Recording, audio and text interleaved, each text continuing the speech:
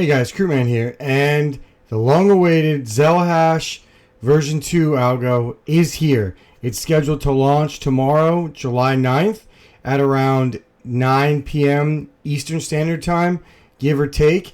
And I wanted to get this video out now so I can show you how to quickly and easily update your mining farm to the new algorithm. This video is brought to you by me, my channel, Crewman Tech and Mining. Please feel free to like and subscribe and to follow along and take a look at my other videos, and also consider becoming a member, as it helps me fund the content that I get to you guys, that you guys all enjoy. I really appreciate your help. The channel's growing. I'm trying to hit 5,000 members. I've got a lot of great content, so feel free to subscribe, join the Discord, follow me on Twitter. It all helps. So thanks again, and let's get back to the video. Thanks to the latest Rigel miner update, 1.18.0 that was released yesterday, this will allow you seamless transition from XELIS 1.0 to XELIS 2.0 and switching overclocks on the fly as well. It is not really that confusing, but I thought a guide would be good to help people. And this will also have overclocks for the 3060 Ti and 3070. I will be releasing an overclocking guide on the 30 series and the 40 series in the coming days, maybe the day that this video releases. But you can just use your old overclocks to hold you over if you'd like. But the overclocks I do have for the 3060 Ti and 3070 are, in my opinion, the best as of now. That could obviously change in the future. So without further ado, let's get started.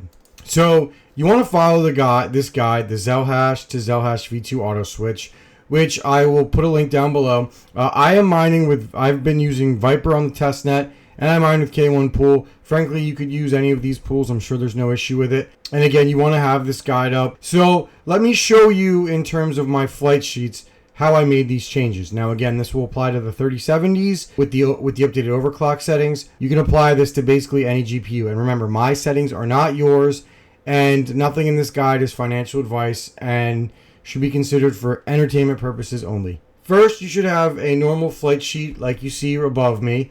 Like I said, I mined a K1 pool, and this will go over dual mining with Zel and Zil, because you should be dual mining with both of them, unless you have a reason to not do so, whether it's power consumption or, I mean, that's really the only reason I can think of. You should always mine Zil, everybody. Mine Zil. So anyway, your flight sheet should look like this as of normally. And then when you open the typical Rigel miner flight sheet, it should look something like this. This is just one of my 30 series rigs with the overclocks. Now this is just the way it is now, version for XELIS version 1. And this is what it would look like for version 2. I'm going to go over each new individual line. I just want to show you what it would look like with the overclocks for the old version and the new version in the same flight sheet along with Zil. So the first thing you'll notice right over here is we have the enable fork command, and basically that command will allow you to fork over to the version 2 when we get to the specified block. I think it's block 4000. Then if you notice down below, those you see the new overclock settings. I'll put those down below. Those are good for the 3070, 3070 Ti, and 3060 Ti.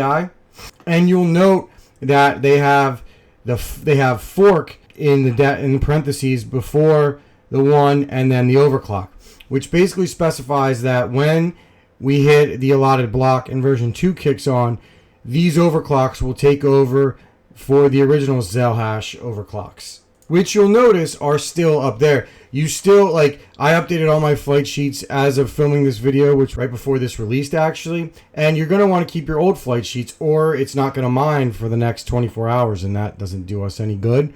Or you could shut down until then, which I probably wouldn't do either because XELIS is profitable. So anyway, you see the original overclocks right there. And again, they will not be used once it switches over to version 2. They're just there until, we switch over. And another thing you'll notice is the Zil overclocks stay the same. Don't mess with your Zil overclocks. You just leave them. You don't have to change anything. Like I said, I have them in the middle of the version 1 and the version 2 overclocks, but you don't have to change anything with the Zil overclocks. The settings that I showed you are only temporary. You'll have to come back sometime after the transition to change your flight sheet back to normal. I sent a message out to Rigel, but he didn't respond at the time of this filming. But I would assume as long as you do it within, I don't know, say 24 hours, I think you would be fine. If I get an update after this releases on how long these overclocks are good for, I will put a pinned comment down below. But as of the time of this filming, it's unclear how long till we have to switch back over. But let me show you what you need to do to switch back over. So essentially, everything that's crossed out, you will get rid of. So I'm just showing you the old flight sheet here. You cross out everything that has a line through it. Basically, the old overclock settings for V1 and then the enable fork command. And then when you change your flight sheet over, it's going to look something. If you notice on the bottom, I left my version 2 overclocks under my ZIL ones just to specify that like the order doesn't really matter. Finally, you'll notice that on the top, I did a command for XELIS V2 plus ZIL. You'll need to put that in so that the miner recognizes that it's mining V2. So once you come back, like say 24 hours later or even an hour later, whenever, your flight sheet should look something like this. And voila, you're done. It's a pretty simple guide. Obviously the more rigs you have, the more complicated it is. And like I said, I will get an overclocking guide coming out probably in the next 24 hours, give or take. But you should be able to use your old overclocks without any issues just to get you through the first 12 to 24 hours as people kind of figure out their overclocks. Again, the settings that I shared are my updated 3070 settings, and I will put those down below, as well as putting my K1 pool affiliate there as well. And feel free to mine on K1 as I get like 1% of your mining rewards. So it goes to help the channel and allows me to make more guides like this. So anyway, that's it. Thank you guys for watching. Please like and subscribe. Now remember, CPU mining is here as well. I'm sure Rabbit will have a guide out on that. And if I don't see any good guides, I'll try to add one in the coming days. It's an exciting time. A new Zell fork. Hopefully we can get some good profits fast. You want to be one of the first people to have this set up and ready to go, as you can take advantage of the high block rewards and the higher rewards in the first 24 hours, which is what usually happens, as it takes a lot of people time to switch over to algorithms, especially when you consider that people are busy and we have lives and it's hard to do all of this during the summer. So take advantage of it. Get this set up now while you can. And that's it. It's a pretty easy guide. Thank you again for watching. Please like and subscribe for more guides like this. There'll be a lot of XELIS content coming out this week. And check out the link for my live stream where I did some hash rate testing. The results are interesting. So thanks again for watching. Please like and subscribe. Groupman is out.